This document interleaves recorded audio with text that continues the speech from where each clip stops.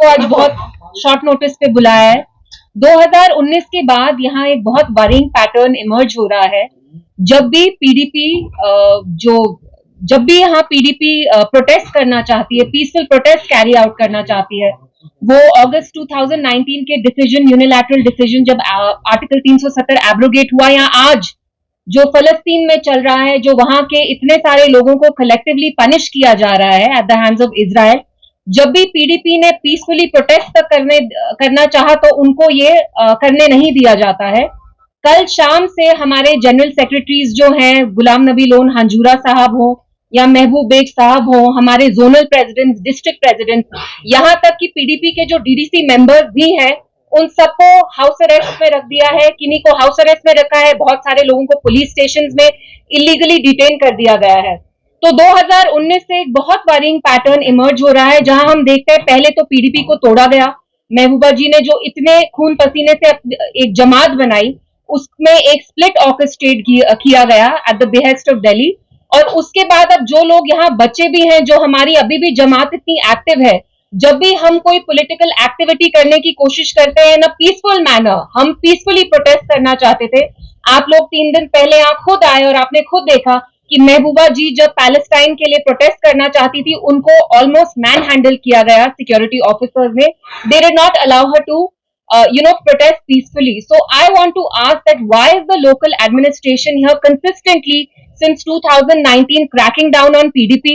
और आप हमें एंटी नेशनल करार, मतलब you denounce us as anti national, जबकि जो हम एक्टिविटीज करना चाहते हैं वो पीसफुल है। आप खुद देख रहे हैं द इंटायर वर्ल्ड, पूरी दुनिया में कैसे millions of people are coming out on the street, they coming out to support Palestinian civilians, जिन पे आप देख रहे हैं कितना जुल्म और सितम हो रहा है। उनके ऊपर फॉस्फोरस बॉम्ब फेंके जा रहे हैं। 1500 बच्चे पिछले 2 हफ्ते में उनको मारा गया है। They being slaughtered, entire bloodlines are being wiped, and let's not forget the Indian government's official position is that they have condemned Israel's aggression. जैसे Israel humanitarian international law flout कर रहा है, वहां उनने इलेक्ट्रिसिटी, पानी, मेडिकल सप्लाईज तक बंद कर दिया है। तो मैं यहाँ की लोकल एडमिनिस्ट्रेशन से पूछना चाहती हूँ कि आप पीडीपी पे सिलेक्टिवली ये क्यों आप बार बार टारगेट कर रहे हैं? पीडीपी के लोगों को ही बंद किया जाता है। इस साल अगस्त 5 पे जब हम प्रोटेस्ट करना चाहते थे against the illegal abrogation of article 370, तो तब भी महबूबा जी, यहाँ तक मुझे भी घर में हाउस अरेस्ट में रखा गया। और कल शाम से हमारे जो भी लीडर्स हैं, वो महबूब बेग साहब हो, गुलाम नबी हंजूरा साहब हो, they all been placed under house arrest. And जो डीडीसी मेंबर्स हैं, जो इलेक्टेड मेंबर्स भी हैं, उनको भी आपने थाने में इलीगली डिटेन किया है। तो why are we seeing this kind of treatment meted out to PDP? आपको लगता है कि जो यहाँ की बाकी जमातें हैं, उनको शायद आप अपने अंगूठे के अंदर कंट्रोल कर पा रहे हैं? पीडीपी वाहिद ऐसी जमात है जो अभी भी जम्मू कश्मीर के लोगों के हकूक, उनके आइडेंटिटी के लिए लड़ रही है। लेकिन फिर भी आप देखते हैं कि एडमिनिस्ट्रेशन का जो व्यवहार हमारे साथ है वो कंप्लीटली बायस्ड है, प्रेजुडिस्ड है।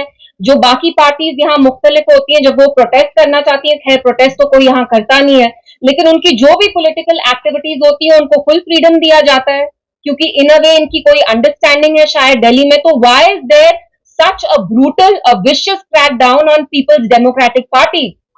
And this is happening after a time जब आपने पूरी पार्टी को तोड़ दिया, मतलब आपने कंप्लीटली स्प्लिंटर कर दिया। यहाँ पे डंडा यूज किया, जो ज्यादातर पीडीपी के लीडर्स थे, जो अब बाकी प्रॉक्सी पार्टीज में चले गए हैं। तो आप ये ट्रीटमेंट पीडीपी के साथ क्यों कर रहे हैं? And it's a very worrying pattern, because किसी भी जमहूरियत में ऑपोजिशन, एक वायबल रोबस्ट ऑपोजिशन का होना बहुत जरूरी है।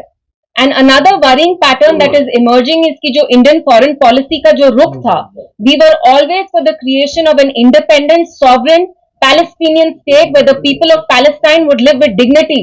वी आर सीइंग कि हमारी इंडियन फॉरेन पॉलिसी का शिफ्ट कैसे हो रहा है towards Israel, which is the aggressor. And mind you, India was the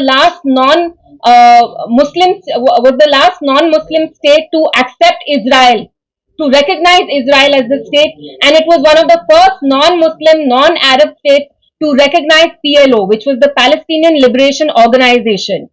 So these are questions that I want to ask the administration कि आप बाकी जमातों को फुल एक्टिविटी करने देते हैं, वो ड्रग्स पे बात करते हैं, कॉन्फ्रेंस करने देते हैं, वो मतलब एम्प्लॉयमेंट बाकी इश्यूज होते हैं उन पे आप बात करने देते हैं, तो आप बस पीडीपी पे ये क्रैकडाउन क्यों कर रहे हैं?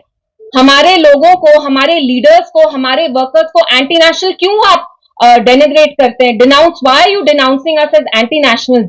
Is it a crime? Is it a crime to protest in a peaceful manner? It is my fundamental right. हम में से जो भी यहाँ बैठे हैं, हमारा फंडामेंटल राइट बोलना ही नहीं है. It's not just the freedom of right of expression, it's also the freedom of right to protest peacefully.